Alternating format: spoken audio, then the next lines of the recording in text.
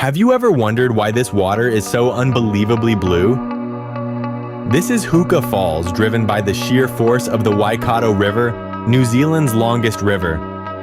What you are witnessing here is not about the height of the waterfall, but a massive display of pressurized volume. As the wide river abruptly violently compresses into a narrow rock ravine, it concentrates an enormous amount of energy before plunging down an 11-meter drop.